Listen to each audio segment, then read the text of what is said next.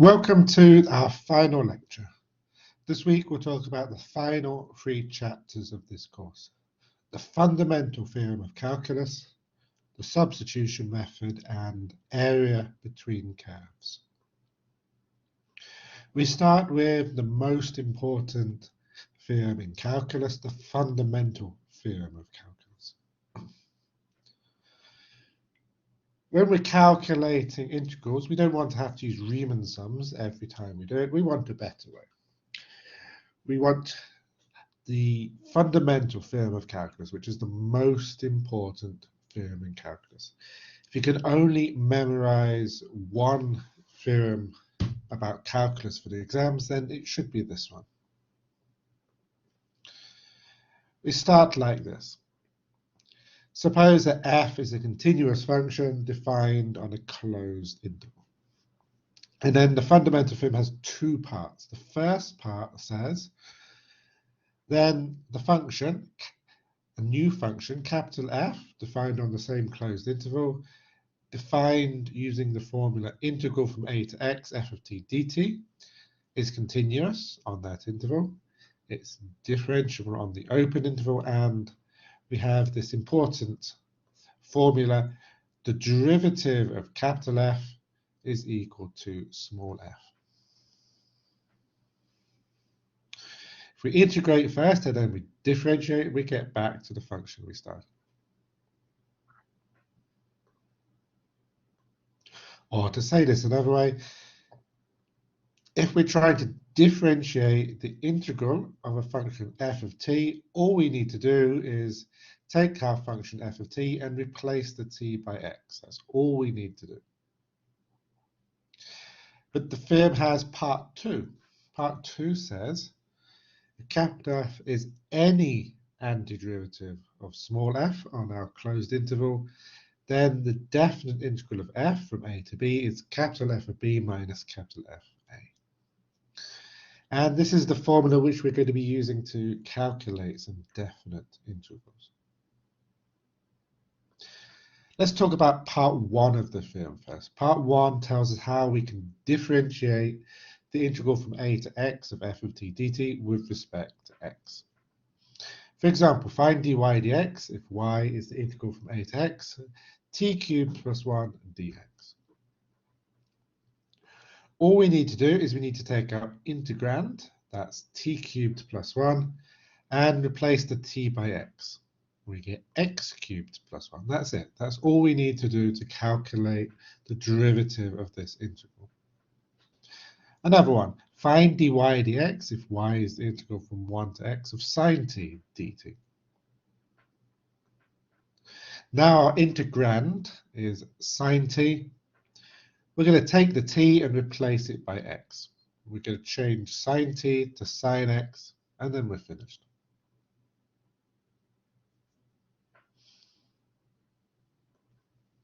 Find dy dx if y is the integral from 0 to x, sine of ln of tan of e to the power t squared dt. And this is an easy question, because all we have to do is we take our integrand, that's sine of ln of tan of e to the power t squared, and we're just going to replace the t by an x. So the answer to this question is just sine of ln of tan of e to the power x squared.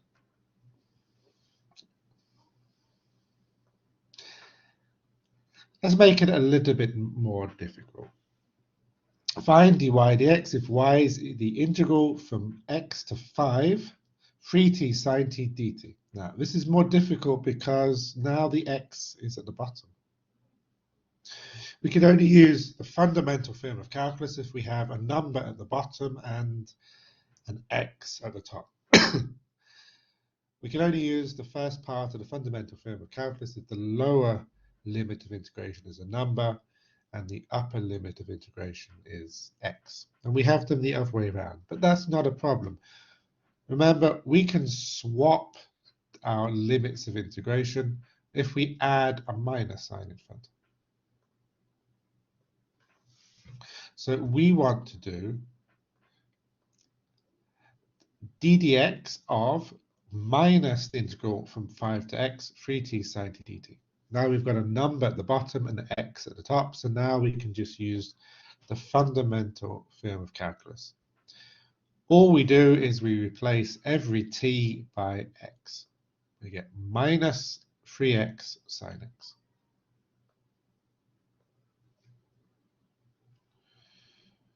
Let's make this a little bit more difficult again. Find dy dx if y is the integral from 1 to x squared cos t dt. We've got a number at the bottom, we've got a 1 at the bottom, but we don't have x at the top. We've got something more complicated. We've got x squared here.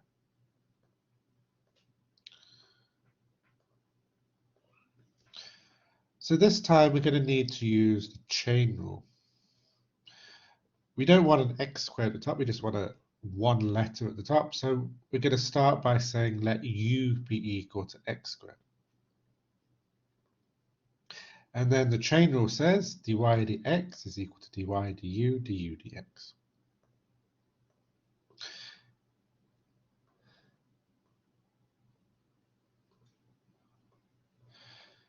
dy du is d du of the integral from 1 to u cos t dt. We know how to do that because we've got a number at the bottom. The number 1 is the lower limit of integration, and we've got a letter at the top, u.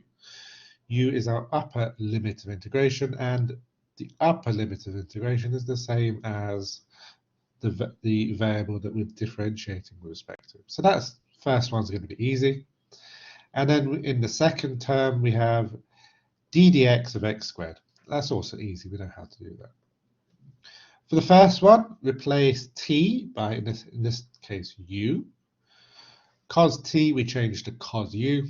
And then the derivative of x squared, of course, is 2x. So the final answer to this question is 2x cos x squared.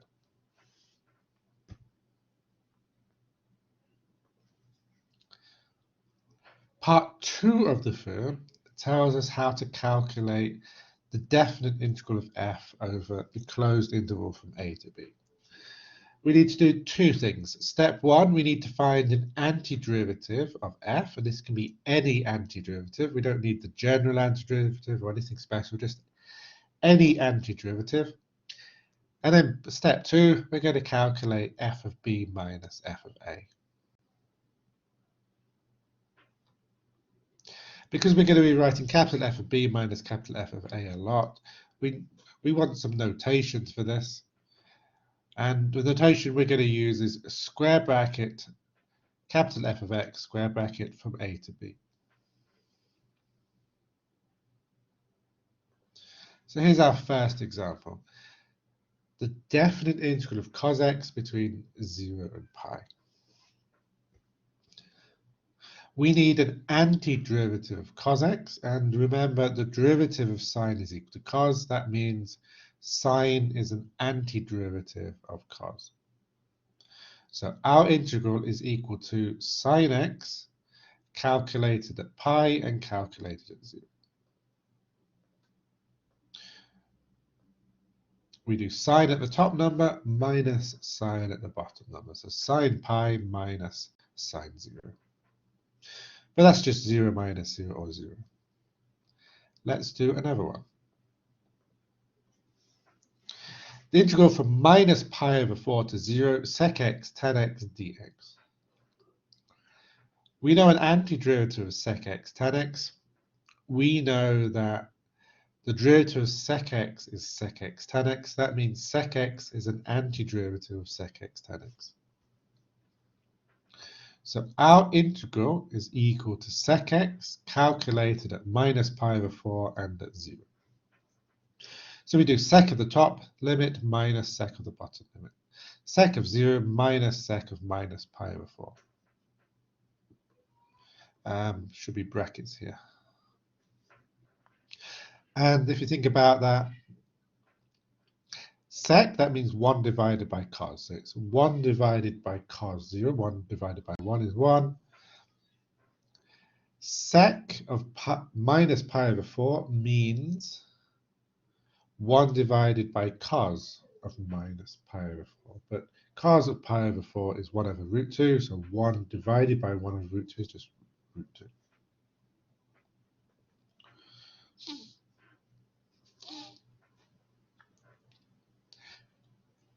The integral from 1 to 4 of 3 over 2 root x minus 4 over x squared. We need an antiderivative of this integrand, and because the derivative of x to the power of 3 over 2 is 3 over 2 root x, and because the derivative of 4 over x is minus 4 over x squared, x to the power of 3 over 2 plus 4 over x is an antiderivative of our integrand.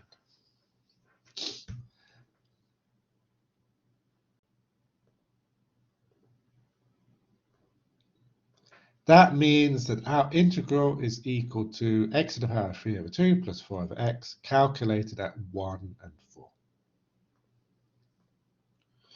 So first we're going to do 4. 4 to the power of 3 over 2 plus 4 over 4, and then minus, and then we replace x by 1. 1 to the power of 3 over 2 plus 4 over 1. And when we simplify that, we end up with 4.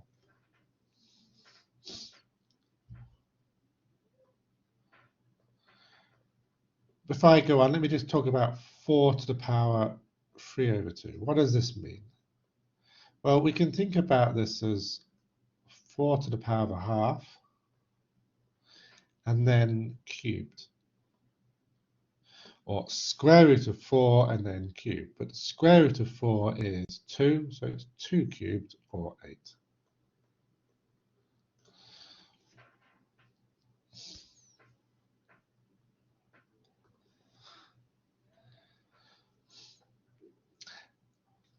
Next, I want to talk about the idea of total area. Let f of x be x squared minus 4. The integral of this function between minus 2 and 2, I'll leave this for you to check, is minus 32 over 3. If we want to say that all area should be positive, then we can come to the idea of total area. The total area, that's if all area is positive, between the graph of y is equal to f of x on the x-axis over the closed interval from minus 2 to 2, is then the absolute value of this number, or 32 over 3. Let's do another one. Let g of x be 4 minus x squared. Then the integral from minus 2 to 2 of g of x, I'll leave for you to check, is 32 over 3. And if we say all area must be positive, take the absolute value of 32 over 3, we get the total area between the graph of this function on the x-axis is equal to 32 over 3. Let me show you some pictures. On the left picture, we have the first function, the function f. And I'm interested in this blue area. If we say that area above the x-axis is positive area and area below the x-axis is negative area, then we get the integral, minus 32 over 3. But if we say that all area should be positive, then we get the total area is 32 over 3. Now look at the function on the right. That was the function g.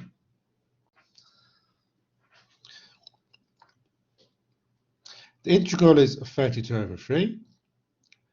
This is positive because we have area above the x-axis. And then take the absolute value of 32 over 3 to get 32 over 3. We get the total area.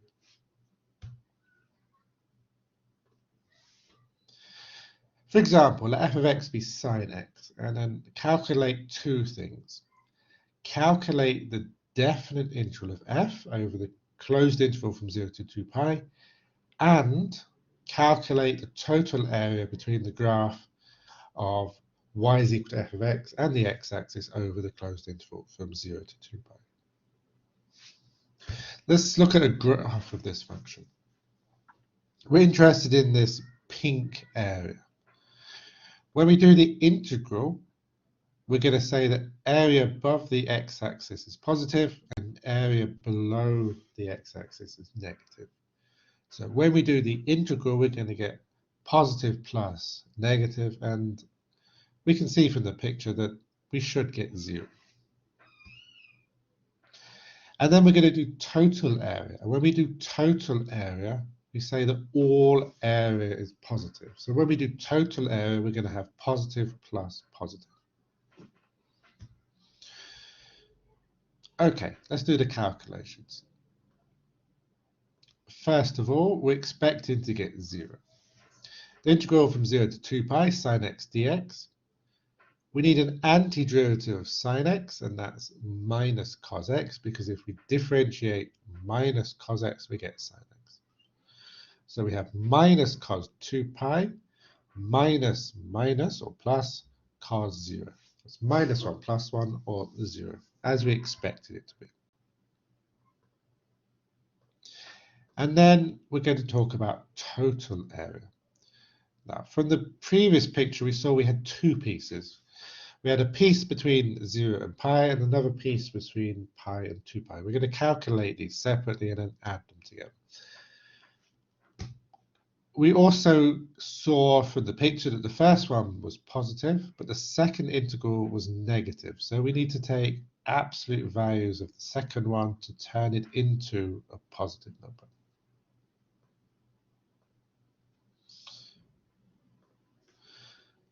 As before, an antiderivative of sine x is minus cos x. So we have minus cos x calculated at pi and at 0, plus the absolute value of minus cos x calculated at 2 pi and pi. And when we calculate this, of course, we get a positive number, and in this case, we get the number 4.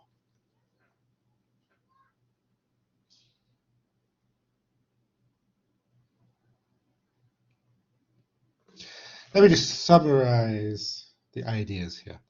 To find the total area between the graph of y is equal to f of x and the x-axis over the closed interval from a to b, we need to do these steps. Step 1, we need to divide our interval at the zeros of f. Step 2, we're going to integrate f on each one of these subintervals.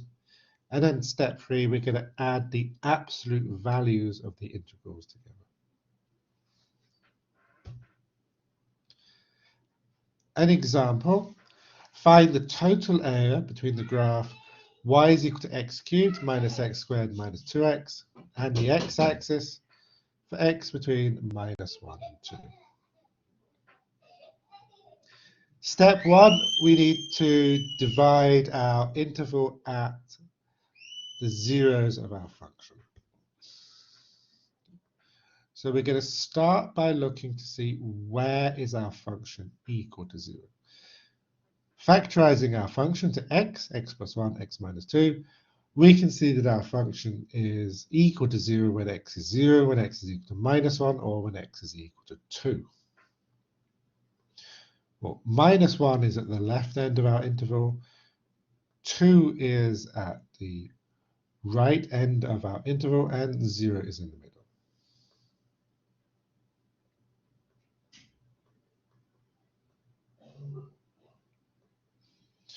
So we're going to cut just at 0. We're going to cut our interval into 2 pieces. The interval from minus 1 to 0 and the interval from 0 to 2. We'll calculate the integral on each one of these subintervals. We'll take the absolute value of each number and then we'll add them together.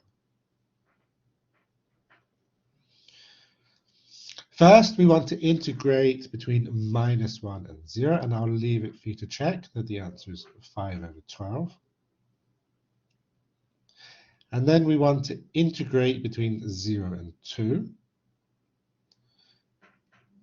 I'll leave it for you to check that the answer is minus 8 over 3.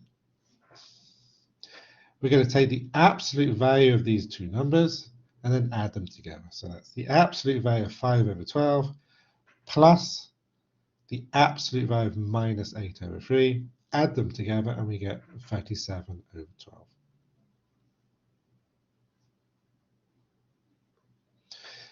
We're doing total area here, so all area is positive. This pink part is plus 5 over 12, and the total area of this blue area is plus 8/3.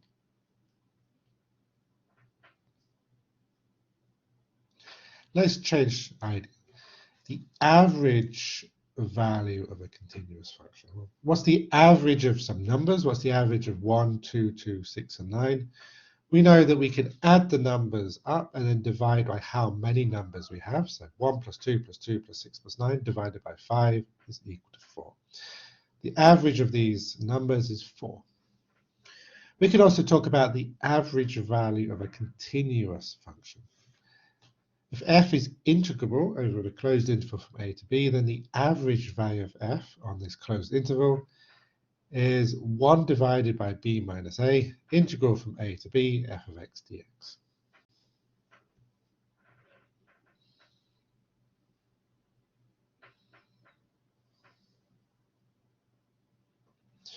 So for example, find the average value of the square root of 4 minus x squared on the closed interval from minus 2 to 2. We need the integral of this function between minus 2 and 2, but this is just half a circle. If we look at the graph of the function, it looks like this. So it's half the area of a circle. The area of a circle of radius 2 is pi r squared, pi 2 squared. Half of that is 2 pi. So using our formula, the average value of this is 1 divided by b minus a, or 1 divided by 2 minus minus 2, multiplied by our integral, 2 pi divided by 4, or pi over 2.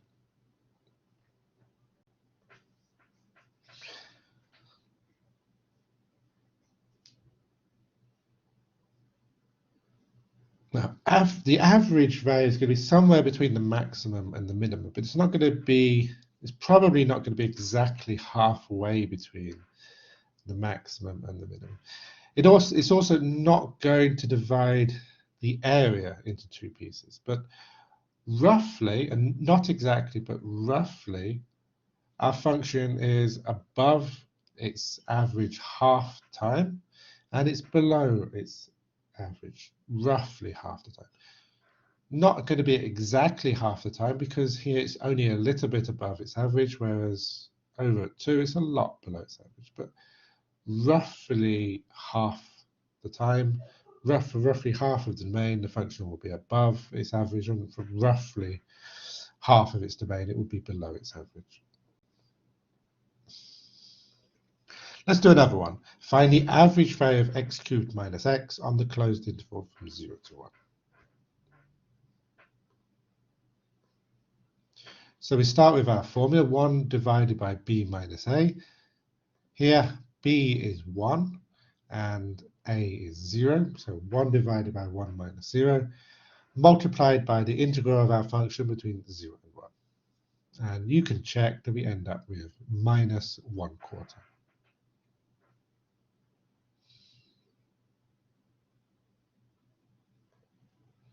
And here's a graph of this function. Here's the average value of this function. And again, you can imagine that our function is above its average roughly half the time, and it's below the average roughly half the time. And I'll just finish this chapter with a recap. We've been talking about indefinite integrals and definite integrals, and these are not the same thing. Remember that an indefinite integral is a function. For example, the integral of x dx is the function x squared over 2 plus c, and the integral of cos x dx is the function sine x plus c. And remember that a definite integral is not a function. A definite integral is a number. For example, the integral from 0 to 1 x dx is a half, and the definite integral from 0 to pi over 2 of cos x dx is equal to 1.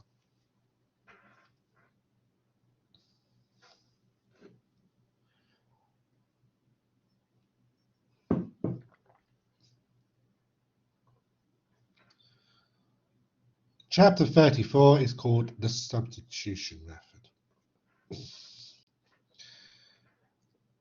By the chain rule, we know that d dx of u to the power n plus 1 divided by n plus 1 is equal to u to the power n du dx. So u to the power n plus 1 over n plus 1 is an antiderivative of u to the power n du dx. So the indefinite integral of u to the power n du dx, that's the general antiderivative of u to the power n du dx, is equal to u to the power n plus 1 over n plus 1 plus c.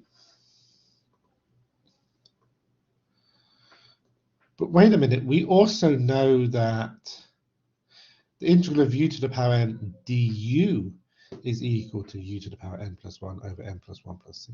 So it looks from here that these green things are the same. It looks like du is the same as du dx dx. And that is the idea behind this chapter. In this chapter, we're going to be using the idea that du is the same as du dx dx.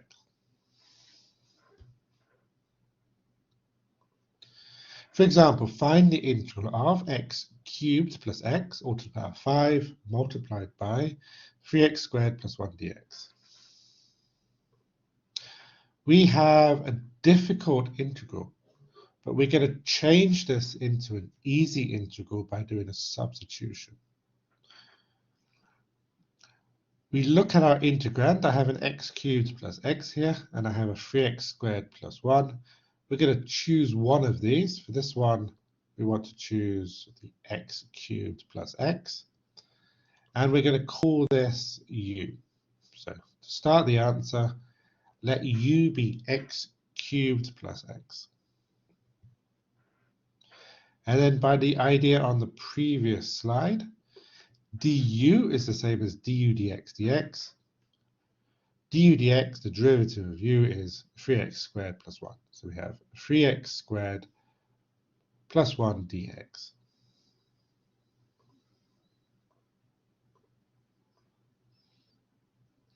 But we had that in our integral.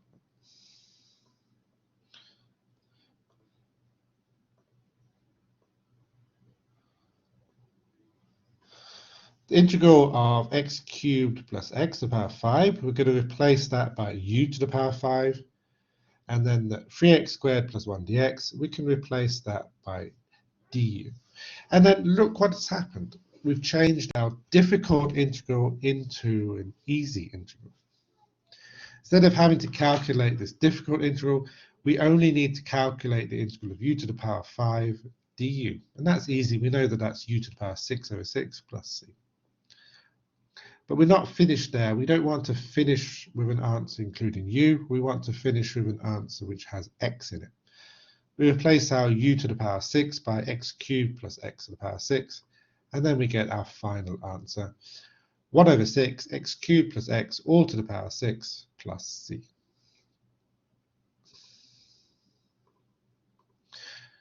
Don't forget the plus c on the end. There's going to be 1 or 2 points for this in an exam.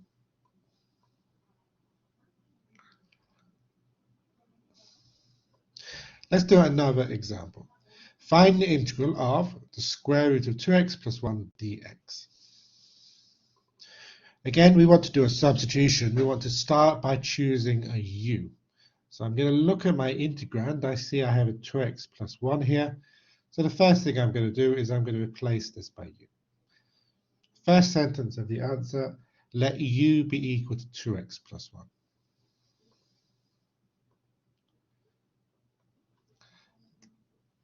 Then using the idea of the substitution method, du is the same as du dx dx, or 2 dx.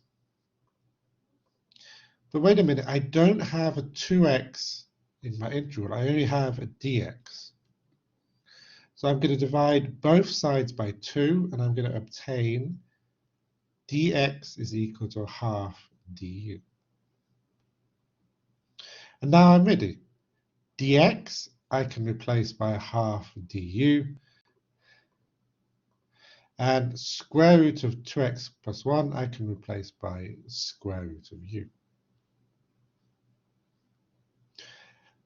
Then we've changed our difficult integral into an easy integral. All we need to do is calculate a half integral of u to the power of a half du. So that's a half u to the power 3 over 2 divided by 3 over 2 plus c. Finally, replace the u by 2x plus 1 and we get our answer 1 over 3. 2x plus 1 to the power of 3 over 2 plus c.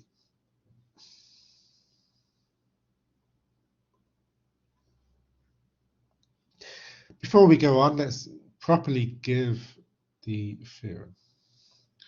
To start with, we need to be careful. We need to suppose that u is a differentiable function of x. G is a function which maps to an interval I, and f is continuous on that interval. So in other words, as long as we have nice functions, then we have our substitution method formula. The integral of f of g of x multiplied by g prime of x dx is the integral of f of u du. And that's exactly what we've been doing. So in other words, as long as we have nice functions, nice continuous and differentiable functions, then everything that we've been doing is going to work. Another example. So find the integral of 5 sec squared 5t plus 1 dt. We want to change this into an easier integral. So let's look at our integrand and see what we can choose for u. I see I have a 5t plus 1 here. So it makes sense to me to start by saying let u be equal to 5t plus 1.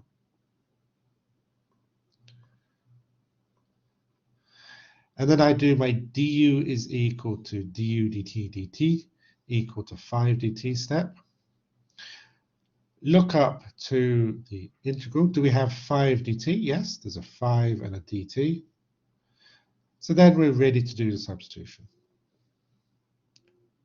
We replace 5 dt by du, and we replace 5t plus 1 by u. We can change our difficult integral into the easy integral of sec squared u du. An antiderivative of sec squared is tan, so we just have tan u plus c, and then the final answer is tan 5t plus 1 plus c. Okay, another example. Find the integral of cos of 7 theta plus 3 d theta. Step 1, choose a u. I have a 7 theta plus 3 in the integral, so I'm going to choose u is equal to 7 theta plus 3. And then du is du d theta, or 7 d theta. But I don't have a 7 in my integral.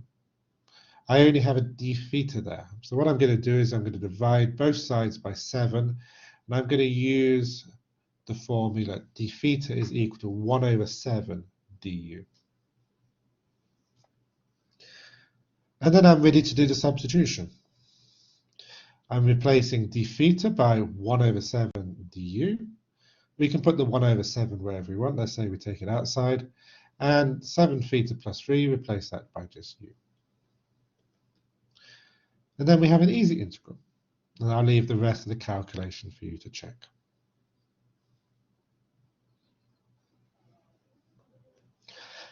Find the integral of x squared sine x cubed dx. What should we choose for u? Well, I have an x cubed here, and I also have an x squared. Which one do we choose? I'm going to choose x cubed, because then when we differentiate it, we'll have an x squared term, which we can then cancel out, hopefully. So I'm going to start by saying let u be equal to x cubed. Then du is du dx dx, or 3x squared dx. Do we have 3x squared dx in our integral? No, we have an x squared there, we have a dx, but we don't have a 3 there. So what we should do is we should divide both sides by 3, And the formula that we're going to use is 1 over 3 du is equal to x squared dx.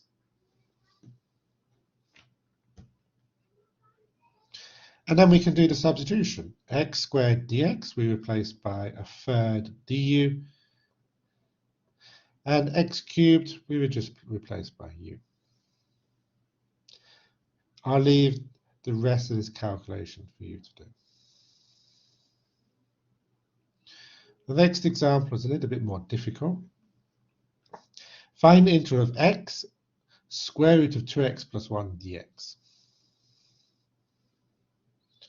Well, let's start the way we usually do. Start by choosing u, 2x plus 1, and then doing du is equal to du dx. Dx is a half dx. Divide both sides by 2, and the formula that we want is dx is equal to half du.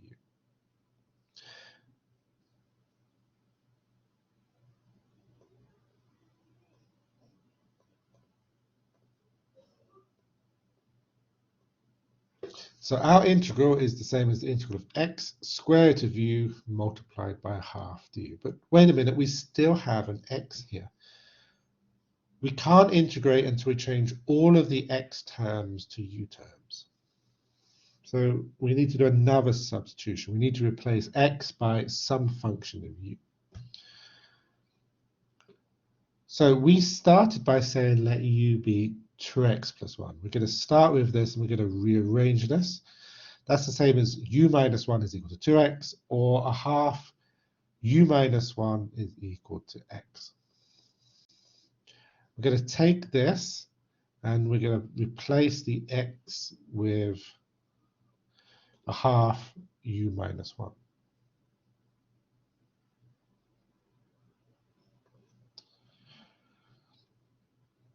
So here we go. The x we replace by half u minus 1. The 2x plus 1 we're replacing by u. And the dx we're replacing by a half du. And then after that, we just have a quarter integral of u to the power 3 over 2 minus u to the power half du. And then that's easy. We know an antiderivative of u to the power 3 over 2. We know an antiderivative of u to the power of a half, because we know an antiderivative of u to the power n for any n. I'll leave the rest of the calculation for you to check.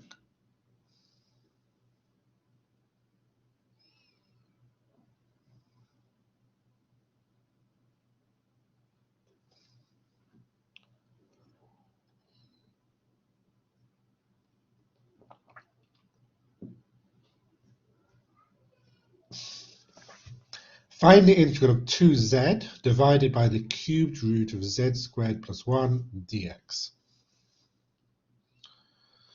Well, we start by choosing a u. We have a 2z here, and we have a z squared plus 1.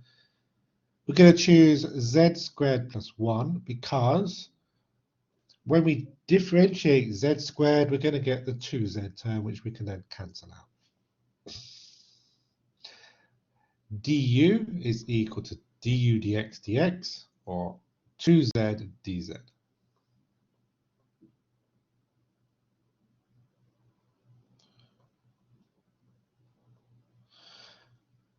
When we do the substitution, we end up with the integral of du divided by u to the power of a third, or an integral of u to the power minus 1/3 du, and that's an easy integral.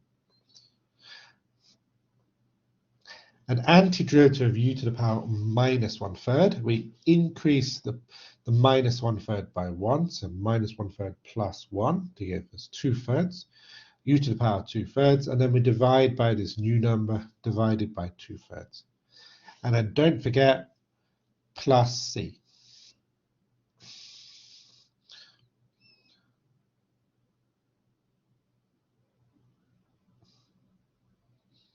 And then final answer, 3 over 2 z squared plus 1 to the power 2/3 plus c. Find the integral of sine squared dx. This time, we're going to need to use an identity. One of the trigonometric identities is sine squared of x is 1 minus cos 2x over 2. So we want to calculate the integral of 1 minus cos 2x over 2 dx.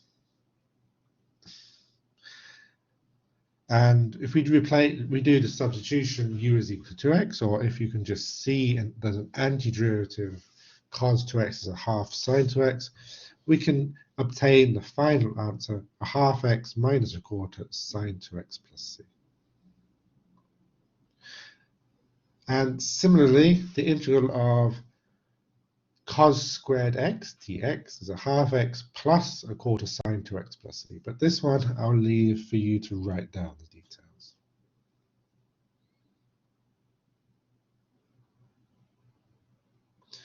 So far we've been using the substitution method for indefinite integrals, but we can also use the substitution method for definite integrals. We start by being careful. Let's suppose we have nice functions. And then we have the same idea. The integral of f of g of x, g prime of x dx is equal to the integral of f of u du. That was the same as before, but there's something different here. When we do the substitution method for definite integrals, we also have to change the limits of integration. Instead of integrating between a and b, after we do the substitution, we have to integrate between g of a and g of b. So for example, calculate the integral from minus 1 to 1 of 3x squared square root of x cubed plus 1 dx. And I'm going to solve this problem in two different ways. For the first solution, I'm going to use the theorem on the previous slide. How do we start to do a substitution method? The first thing we do is we choose a u. Here I'm going to choose u is equal to x cubed plus 1. The second thing we do is we do du is equal to du dx dx, and here that means du is 3x squared dx. But we're not finished. If we're doing a definite integral, we've got one more step. We need to change the limits of integration. Instead of x is equal to minus 1, we need u is equal to a number. We have u is equal to x cubed plus 1. If x is equal to minus 1, that means we've got minus 1 cubed plus 1. Minus 1 plus 1 is 0. X equal to minus 1 is the same as u equal to 0.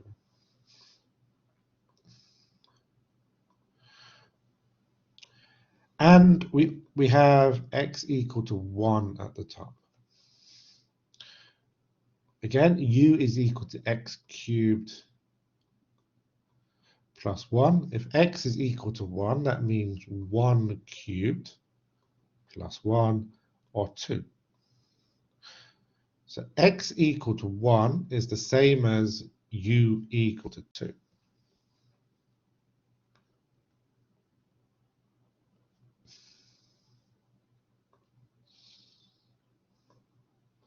Okay, now we're ready to do our substitution. We're going to replace x cubed by u. There we are. We're going to replace 3x squared dx by du.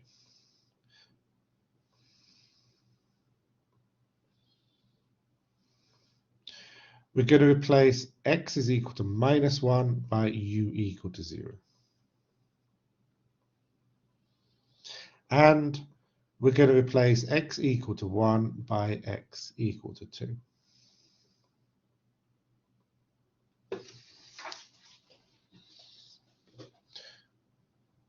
And when we've done all of those, we've changed our difficult integral into the easy integral from 0 to 2 of the square root of u du. And I'll leave it for you to check that when we calculate this easy integral, we get the answer 4 root 2 over 3.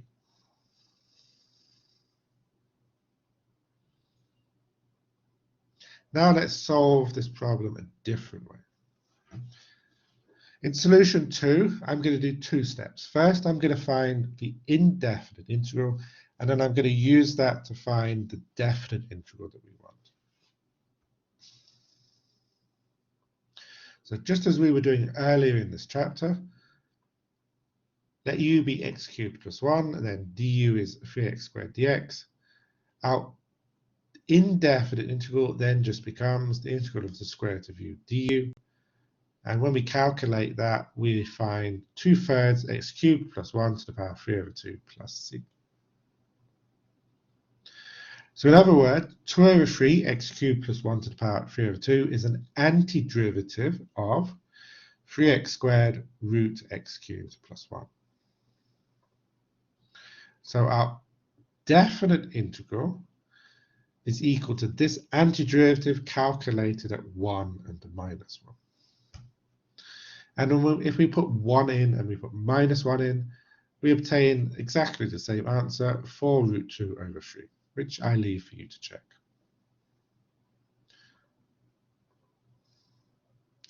Completely up to you which one of these methods you choose to use. Let's do another one. Calculate the integral from pi over 4 to pi over 2, cotan theta cosec squared theta d theta. Now there's 2 functions here. There's a cotan function and there's a cosec function.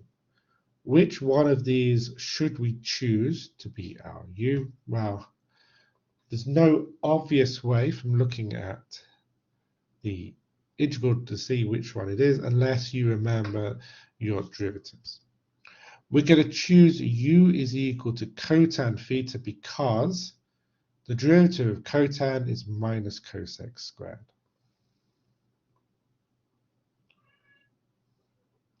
We then get du is du d theta d theta, or minus cosec squared theta d theta. And that's how we're going to cancel out the cosec squared. There's actually a minus sign here, but we don't have a minus sign in our integral, so we're going to just do one more step. Multiply both sides by minus 1. We're going to be using the substitution minus du is equal to cosec squared theta d theta. So here we go. Cotan theta, cosec squared theta d theta, is the same as u minus du.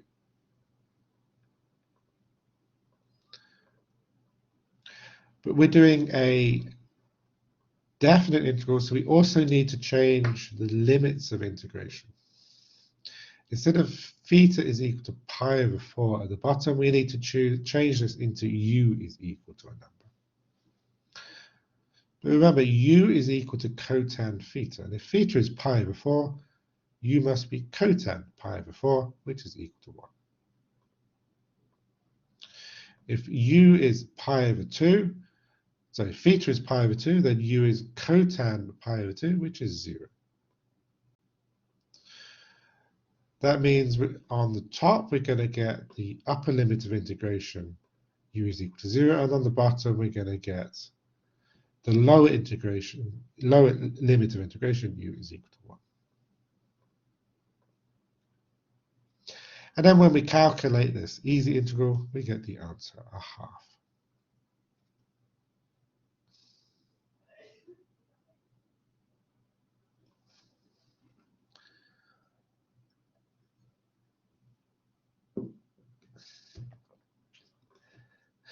And that brings me to the final chapter of this course. Chapter 35 is about the area between curves.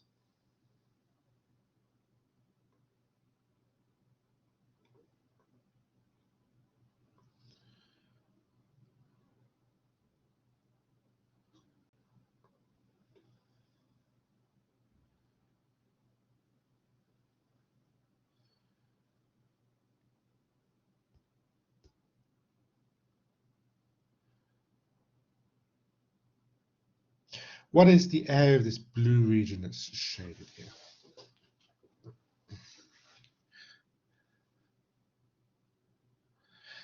If we have two continuous functions, f and g, and if f of x is greater than or equal to g of x, then the area of the region between the curves y is equal to f of x and y is equal to g of x for x between a and b is the integral from a to b f of x minus g of x dx.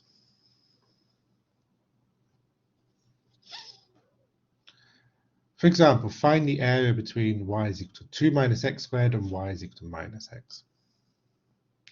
We're going to do the integral of the top function minus the integral of the bottom function.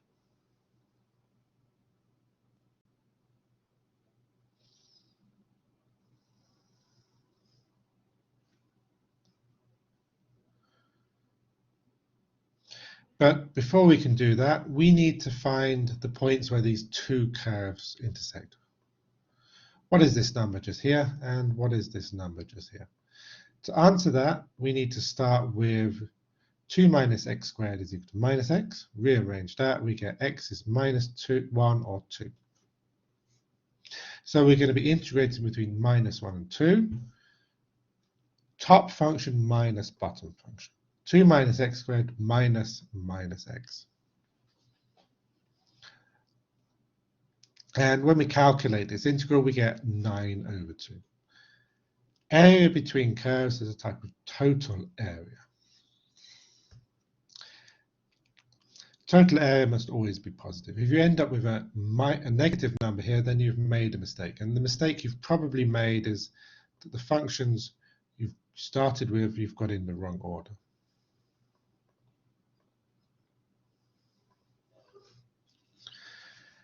Find the area bounded by y is equal to square root of x and y is equal to x minus 2, and the x-axis for x greater than or equal to 0 and y greater than or equal to 0. Well, what we're going to do is we're going to split our area into two, a blue area and a pink area, and we're going to calculate these two areas and then add them together. The blue area goes between 0 and 2. Okay, that's we can see. But what is this number? What numbers are we going to integrate for the pink area? To answer that, we need to find the value where these two curves intersect. So we start with square root of x is equal to x minus 2. X is equal to x minus 2 squared, or x squared minus 4x plus 4. We need to solve 0 is equal to x squared minus 5x plus 4, which is equal to x minus 1 or x minus 4. So that means x must be 1 or x must be 4. So what is this number? Is this 1 or is this 4? Well, there's a 2 here, so it must be 4. In terms of the equations, 1 doesn't satisfy the equation we started with because the square root of 1 is not the same as 1 minus 2. So we must have that x is equal to 4. So for the blue area, we're integrating between 0 and 2, and it's top function minus bottom function, root x minus 0. For the pink area, or the red area, we're integrating between 2 and 4. Top function minus bottom function, that's root x minus 2. And I'm going to leave this long calculation for you to check. And please check for me that the answer is 10 over 3. And that is the end of chapter 35. Are there any questions?